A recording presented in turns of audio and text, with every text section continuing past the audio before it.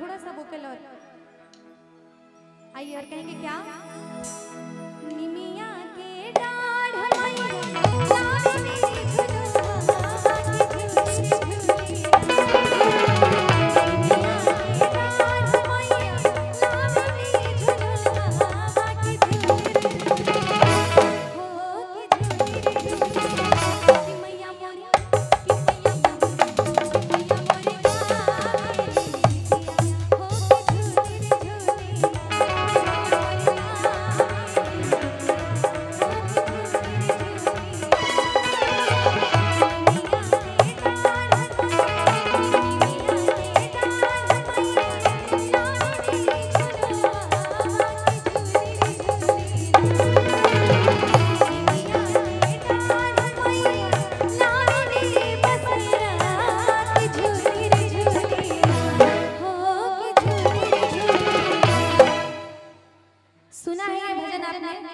कितने लोगों ने सुना है? माताएं बहनें सुना? इतने लोगों ने और ताली ऐसे बज रहा है, मुझे तो नहीं दिख रहा।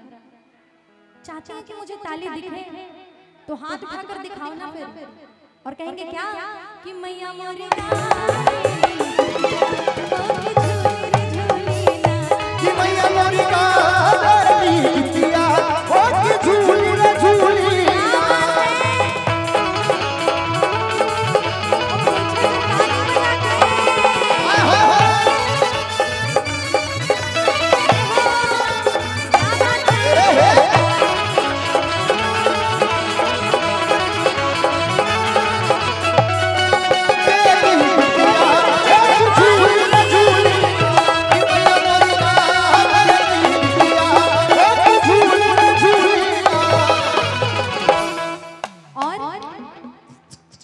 झूलता झूलत मैया के अरे लागली पिया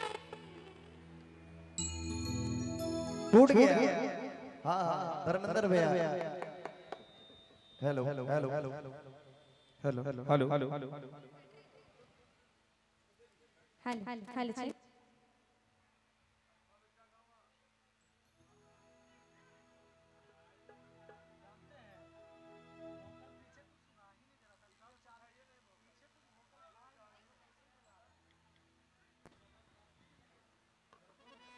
hello hello hello check hello hello hello hello hello hello hello check hello hello तकनीकी प्रॉब्लम होते रहता है, मशीन है। Hello hello hello Vidur type के बोल रहे हो। हेलो हेलो कोई बात नहीं।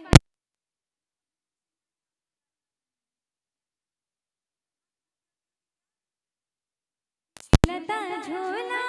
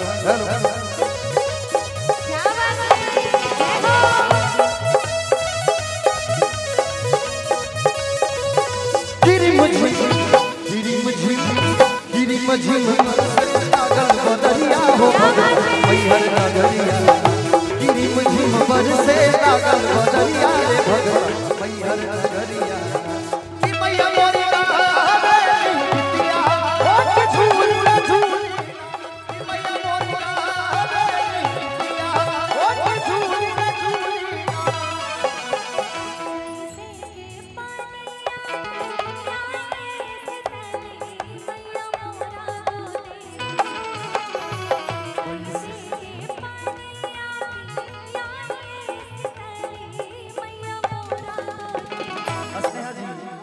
मैं चाहूंगा कि हमारे जो कमेटी है और वहाँ से हमारे पप्पू दा इशारा कर रहे हैं बार बार कि स्नेहा जी को थोड़ा सा कहिए दर्शकों के बीच में जाकर के थोड़ा सा अभी शुरुआत है, धीरे धीरे अभी ताली बजाना शुरू किया है उन लोगों ने। जी बिल्कुल। अब धीरे धीरे खड़ी होंगी, फिर झूमना शुरू करेंगे। अभी भजन शुरू नहीं हुआ। अभी मैं इन लोगों के पसंदीदा गीत को गा रही हूँ ताकि इन लोगों को पता चल जाए कि मैं इनके लिए भी आई हूँ। बिल्कुल बिल्कुल। क्योंकि एक जमाने में ना जब कार्यक्रम होता था या कुछ भी, महिलाओं को पीछे रखा जाता था हमेशा। आज महिलाएं बैठी हैं, धीरे धीरे शुरू करेंगे। और मैं भी कह देती हूँ, माता रानी के दरबार में कोई भी ससुर जी और भसुर जी नहीं होता। शर्माना किसी से नहीं है। कहते हैं जिसने किया शर्म उसके फूटे करम। सब महामाई के बच्चे हैं इसीलिए। और अब मैं ये कहने ही वाली थी कि जितनी भी मेरी बहनें हैं, माताएं बहनें, एक बार अपने अपने जगह पर खड़े हो जाइए, उसके बाद बैठ जाइएगा। क्या बात है, जितनी भी है एक बार वाह, ये हुई बात। इधर वाली सारे लोग खड़े हो जाओ थोड़ा थोड़ा। क्या बात है। और इधर से मेरे जितने बच्चा पार्टी थोड़ा सा खड़े हो जाओ, फिर बैठ जाना। आराम से डांस करना बेटा, गिरना मत। पीछे वाले मेरे जितने भैया लोग हैं, मैं चाहूंगी कि अगर आपकी इच्छा है आप खड़े होकर थोड़ा सा झूम ले या बस मीठी मीठी ताली बजाएं। आइए। और मेरी जितनी माताएं बहनें हैं, बस थोड़ा थोड़ा झूमना है। नाचना आता है? आता है ना? क्या बात है। आइए और कहेंगे क्या कि सुतला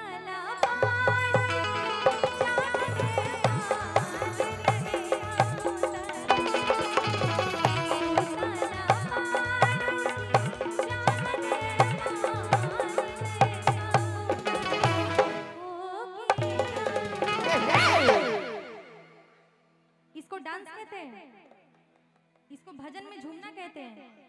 मुझे नहीं लगता। एक बार उठा लो जरा दोनों हाथों को। अब देखो किसको कहते हैं। आपको ताली बजाना है, थोड़ा थोड़ा झूमना है। और कहेंगे क्या कि मोके पानिया पिया कि हमके पानिया पिया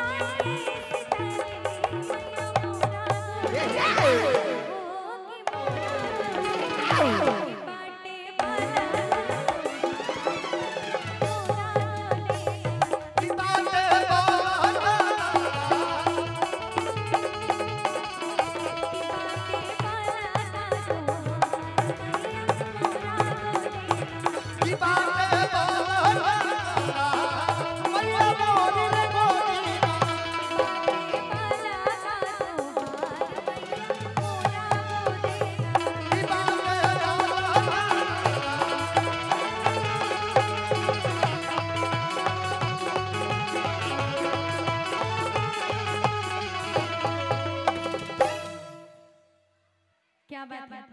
बस एक बार अपने लिए जोरदार